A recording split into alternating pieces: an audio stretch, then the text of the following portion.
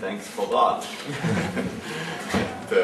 et see ilm selline tuli, nagu ta täna on, et kui oleks jätkunud nii, nagu eelmine päev oli, siis oleks, ma ei julge igaks mütsi peast ei saa võtta, võtma pea all ja juuksed välja taha.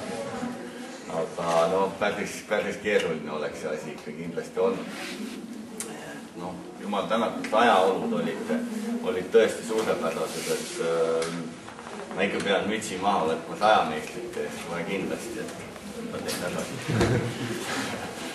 Et noh, see oli sellistes oludes nii hästi hakkama saada, see tubli saavutus ja ma olen uhke, et Eesti parim sajameister, see on Tartu maratoni sajameister, raudselt vassas kõik.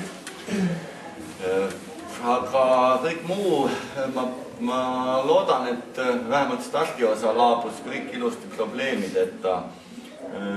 Ei ole kuulnud, et oleks väga mingisuguseid suurde liiklusjamasid stardis olnud, et inimesed starti ei jõudnud või midagi sellist, et ma loodan, et kõik need üleskutsed väga selle peale hakkamisele hommikul täna võeti kuulda ja sellega probleemi ei olnud. No, nüüd võidusõidu käigus palul oli väikseid liiklusummikuid, võib-olla nüüd juba natukene suuremaid, mis muret teevad, aga üldjoontes praegu peab kindlasti rahule jääma. Muidugi on jube kahju, et silm jälle teleülekande hapu selle parema osa kõik tuksi pani ja suured kulutused olid jälle natukene mõttetud, aga hea, et meil see aasta oli plaan B ja loodetavasti laia maailma ikkagi läks Tartu maratonist päris ilus pilt.